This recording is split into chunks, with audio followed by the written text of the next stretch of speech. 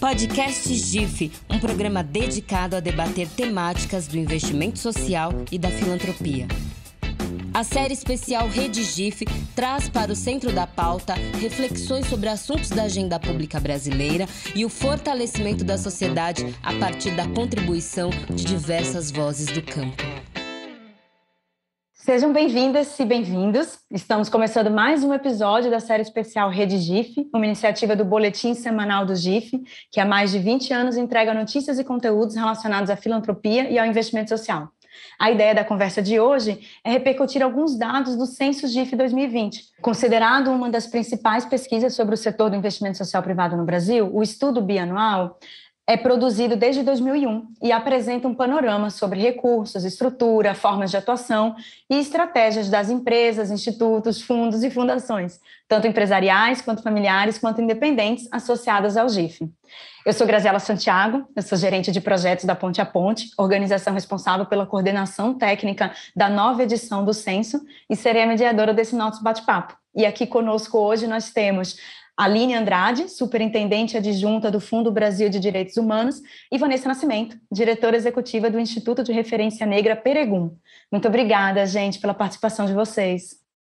É um prazer estar aqui, queria agradecer ao GIF, ao Ponte a Ponte pelo convite, estar aqui junto com a Vanessa e com a Graziela, discutindo um tema tão importante, né, tão caro para nós. Obrigada, Graziela, pelo convite. Boa tarde, Aline.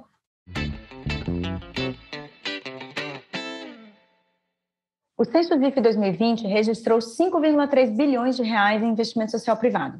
Esse valor é inédito e representa um aumento de 53% em relação à edição anterior e de 63% em relação ao volume previsto em 2018, que era de 3,3 bilhões. Foi possível perceber que essa diferença corresponde à resposta do setor à pandemia e não está prevista para os anos seguintes. A partir dessa perspectiva, é fácil entender também outro salto inédito, o volume de recursos repassados a terceiros, que foi de 2,5 bilhões de reais, um aumento de 105% em relação ao registrado em 2018, o que vai na contramão da estratégia historicamente adotada pelo setor de mais recursos para a execução de projetos próprios.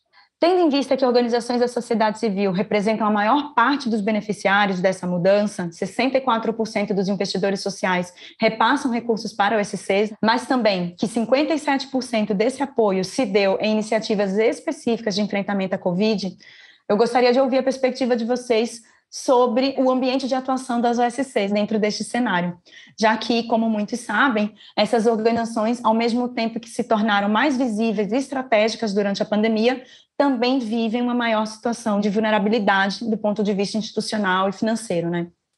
Como mostram alguns estudos, esses recursos, eles apenas passaram pela gestão das organizações, mas não responderam necessariamente às próprias demandas de sustentabilidade e desenvolvimento das organizações, né? Aline, como você percebe isso a partir da atuação do Fundo Brasil de Direitos Humanos?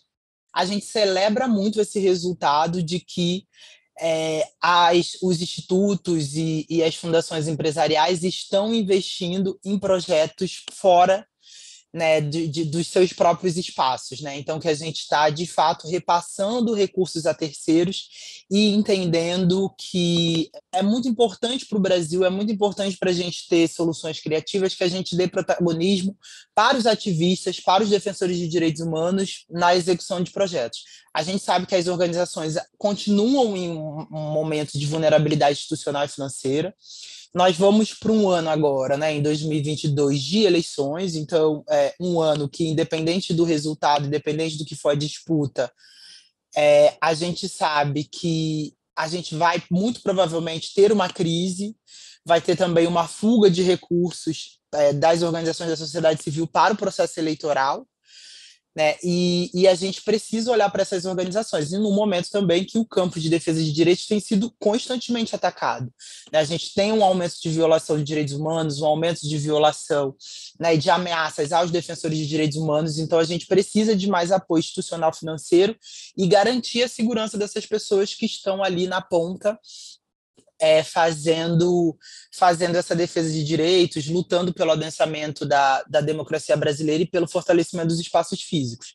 E eu queria chamar a atenção para as organizações que são financiadoras, que conseguem apostar em outros projetos, que a gente precisa garantir esses espaços cívicos abertos, né, um debate público diverso racialmente, diverso regionalmente, e com diversidade de gênero também nessa resposta. Isso passa pelo fortalecimento institucional das organizações e por um novo jeito de fazer filantropia, né? Dando protagonismo para aqueles que estão nos territórios, perguntando às organizações da sociedade civil o que elas precisam e não trazendo pautas nossas, e investindo mais, né? Conectando com isso, eu queria ouvir a Vanessa, que aqui no caso do Instituto de Referência Negra Peregrun, que é uma organização recente, né, que tem origem no movimento negro, como que essas contradições têm sido percebidas em relação ao papel estratégico das OSCs para o enfrentamento a uma crise emergencial da proporção da Covid, né? Ao mesmo tempo em que a gente está vendo aqui uma situação também de vulnerabilidade dessas organizações. Então, eu queria te ouvir um pouco como é que você percebe essa contradição? A transição da qual o Peregrun é fruto acontece em meio ao período pandêmico, que é justamente um período em que o Instituto cumpre um papel importante de articulação no campo do movimento negro no Brasil. E justamente quando o setor privado tem esse aumento de investimento de recursos na sociedade civil para enfrentamento à Covid. Não por acaso, o Peregrun recebeu muitos recursos para dar conta das ações, tanto na área de saúde, como o projeto Agentes Populares de Saúde, que executamos em 2020, 2021, como também para ajuda humanitária com a campanha Tem Gente com Fome, que acontece aí desde março de 2021. E aí nos preocupa muito que esse investimento se limite a esse período de maior gravidade, quando o país vai precisar de uma reconstrução, porque o desmonte feito por esse governo foi e é tão devastador que os estados não darão conta para responder na velocidade necessária às mazelas do povo.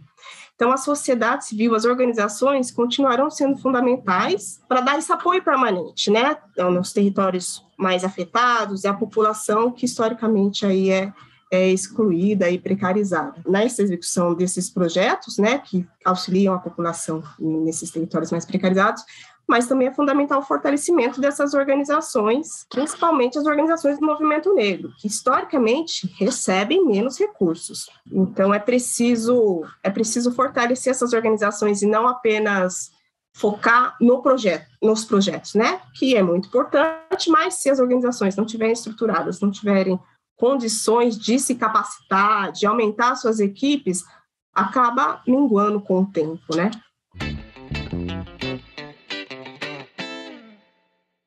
Educação sempre foi a pauta prioritária do investimento social privado e segue liderando a atuação do setor, porém agora dividindo espaço com agendas de proteção social, como saúde, geração de renda, assistência, o que também tem relação com os efeitos da pandemia.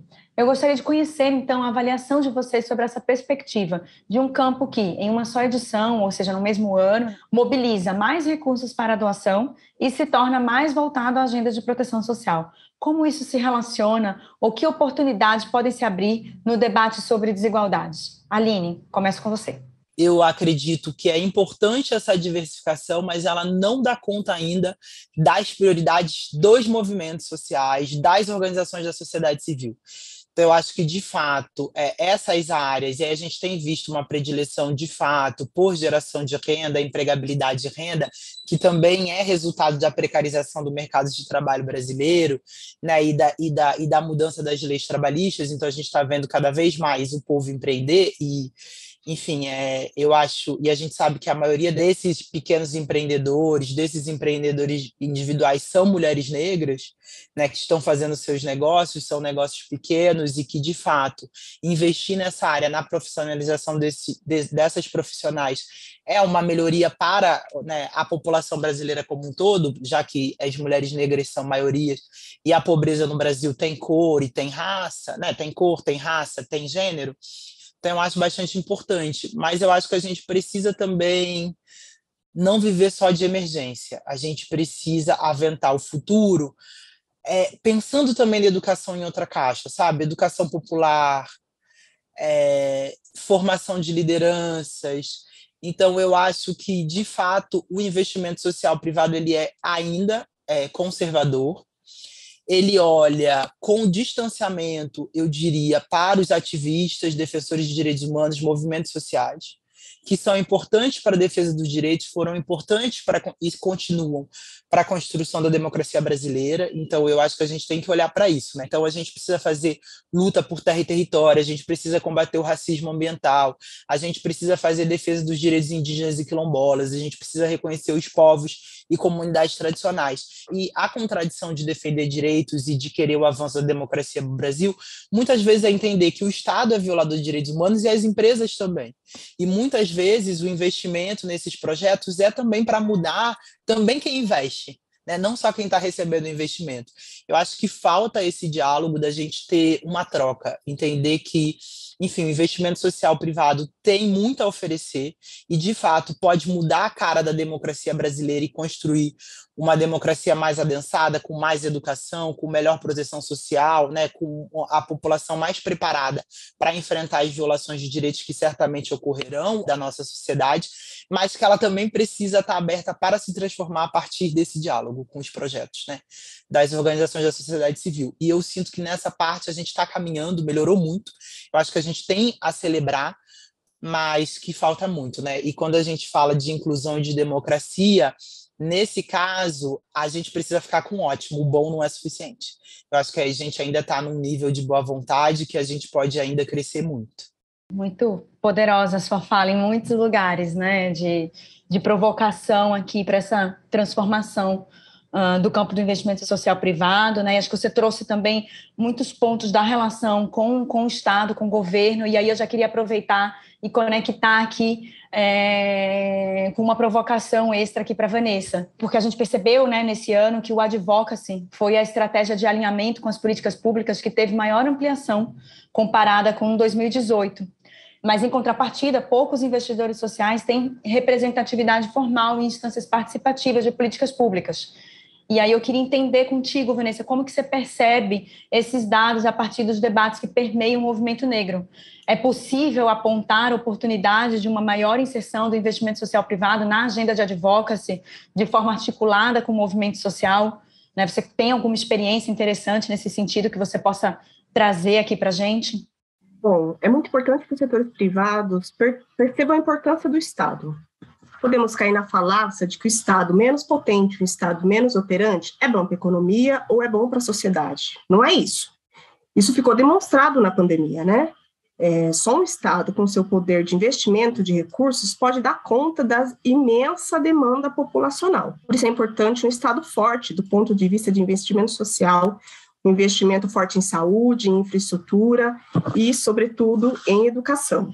Eu acredito que seja possível essa articulação entre investidores e movimento social, mas não na lógica de querer pautar, né, a ação da advocacy ou a ação do próprio projeto da organização, enfim, mas sim apoiando e fortalecendo as organizações. Tem muitas organizações lideradas por brancos, né, a gente chama as organizações brancas, que já fazem, né, esse advocacy, tem muitas organizações importantes e sérias, mas também tem organizações negras fazendo, né, esse advocacy, essa litigância, e que recebem, como já disse, menos apoio para isso. Então, é importante que o setor de investimento social olhe para isso e apoie as organizações negras, né? A gente tem um exemplo da Coalizão Negra por Direitos, que aí é uma frente que reúne mais de 200 organizações negras do país e que tem feito aí, a partir de 2019, essa ação, né, de advocacy, tanto nacionalmente como internacionalmente, denunciando aí a violência do Estado, principalmente com a população negra. Então, há essa possibilidade, né, de articulação, o apoio é necessário, mas é isso, de novo, precisa apoiar as organizações, fortalecer as organizações, principalmente as organizações negras, que têm o trabalho de base, historicamente, aí atuando no movimento negro e colaborando na base com a população negra, e sim, elas fazem essa advocacy, né, principalmente pautando aí a questão racial. Ainda que tenha ampliado a sua presença em relação a anos anteriores, Iniciativas com foco em recortes por raça, origem e comunidades tradicionais continuam tendo espaço para crescer entre os investidores sociais. 51% das organizações não adotam esses recortes nas suas iniciativas. E dos 1.015 projetos mapeados, a maior parte, entre 55% e 65%, não tem relação direta ou transversal com temas racial, mulheres, LGBTQIA+, pessoas com deficiência. E já em relação à composição dos conselhos deliberativos das organizações de investimento social privado, os avanços relacionados à representatividade racial ainda são tímidos. A parcela de organizações com conselhos formados apenas por pessoas brancas diminuiu apenas 3 pontos percentuais nos últimos 2 anos, quando na edição anterior essa variação foi de 13 pontos percentuais. Então, Aline, como você percebe esse debate no campo da sociedade civil? A gente não precisa de representatividade, na verdade, a gente precisa de equidade racial. Que com representatividade as organizações estão satisfeitas e dormindo no barulho de numa organização de 10, 20 pessoas ter 1, 2 negros. E isso é inadmissível, né? Ter muitas mulheres, por exemplo, às vezes trabalhando na ponta, mas 1 ou 2 na diretoria. Isso é inadmissível. A gente não pode conviver com isso, e isso, para mim, tem sido, de fato, um sinal de que ainda falta muito para o campo de investimento social privado, né? Diversidade, equidade racial, de gênero, né?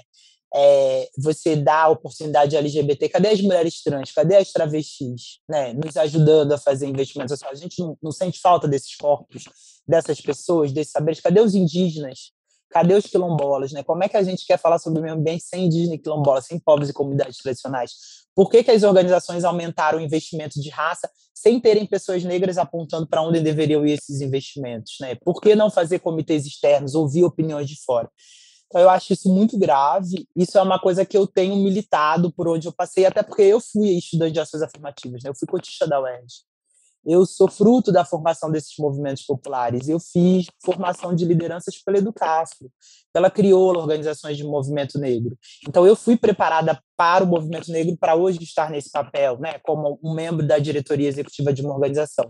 E me orgulho hoje, aí agora falando do Fundo Brasil, de fazer parte de uma organização que tem mais de 50% de pessoas negras e 70% de mulheres, inclusive com uma gestão com 3 mulheres, sendo 2 delas mulheres negras. Acho que o Fundo Brasil conseguiu fazer isso ao longo desses 15 anos, e isso não é porque o Fundo Brasil é iluminado, é porque ouviu os movimentos sociais, né, e foi fazer o seu dever de casa, e mesmo assim ainda tem um caminho para caminhar sobre política antirracista, né? Não é só apoiar o movimento negro, apoiar o movimento LGBTQIA+. Como é que a gente se torna não LGBT-fóbico dentro das nossas organizações? Como é que a gente se torna antirracista? Como é que a gente faz uma filantropia não misógina? Eu acho que é isso que a gente precisa se perguntar, e é essa pergunta que eu tenho feito, em especial para a filantropia, que é um campo muito fechado, um campo que tem se deixado levar por lógicas de privilégio de branquitude. E a gente não vai construir um novo Brasil, a gente não vai construir democracia, a gente não vai construir fortalecimento de espaços cívicos se a gente não consegue olhar para nós mesmos, né? E aí eu acho que nesse caso também a rede de filantropia de justiça social, as organizações, né, menores e que são formadas por lideranças e movimentos sociais têm algo a ensinar. Conectando com tudo isso que a gente ouviu agora, né, da Aline, Vanessa, e com esse chamado que a Aline trouxe para a gente, qual que é a tua avaliação sobre as perspectivas de enfrentamento efetivo ao racismo a partir da contribuição do investimento social privado? O setor de investimento social privado precisa contribuir para a reparação histórica desse país e deve fortalecer as instituições derivadas do movimento negro, movimento de luta e trabalho de base. É hora do setor privado olhar a importância do fortalecimento dessas instituições. Podemos, sim, gerar grandes recursos, temos competência e seriedade para fazer isso. E demonstramos isso na campanha Tem Gente com Fome, onde já foram mobilizados mais de 25 milhões de reais. E é o racismo isso, né? Nos faz provar todo dia, a todo momento, que somos capazes. Quantas organizações brancas, né, se estabelecem sem ter que provar que são capazes? Recebem recursos, investimentos, são detentoras da confiança dos investidores apenas por serem organizações brancas.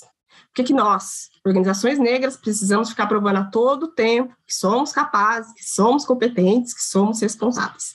Pois bem, provamos mais uma vez.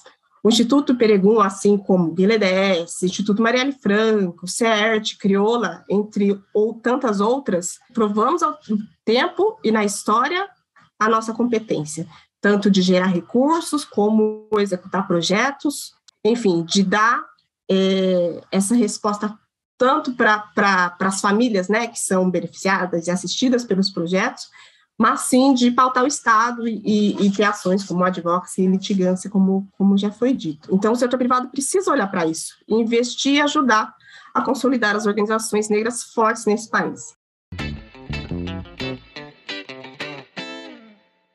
Aline, Vanessa, queria muito agradecer a participação de vocês, foi um prazer trocar e ouvi-las, principalmente, né, aprender com vocês sobre esses temas todos que a gente tratou aqui hoje. Muito obrigada. Bom, gente, eu queria agradecer, Graziela, queria agradecer ao GIF, a Vanessa, por essa conversa de hoje. Não é sempre que a gente tem essa oportunidade. Eu convido a todos aqui que a gente saia, né, desse momento de indignação e de reconhecimento do problema e que a gente comece a construir respostas ótimas. E queria convidar a todas e a todas que sejam esses agentes de transformação nos seus lugares, nos seus trabalhos, nas suas organizações e fundações. Eu queria aproveitar e agradecer o convite, agradecer aí, compartilhar a conversa com a Aline, com você, Graziela, e que tenhamos, né, mais espaços como esse para debater um tema tão caro para nós, para o movimento negro, para as organizações negras. Ficamos por aqui. Os próximos episódios da série especial Rede GIF trarão novos convidados e convidadas para continuarmos essa jornada de debates para o fortalecimento do campo. O podcast GIF está disponível nas principais plataformas de streaming e no site do GIF. O Estúdio Cais assina a produção deste programa, que contou com a edição do Estúdio Zut. Até breve. Podcast GIF, um programa dedicado a debater temáticas do investimento social e da filantropia.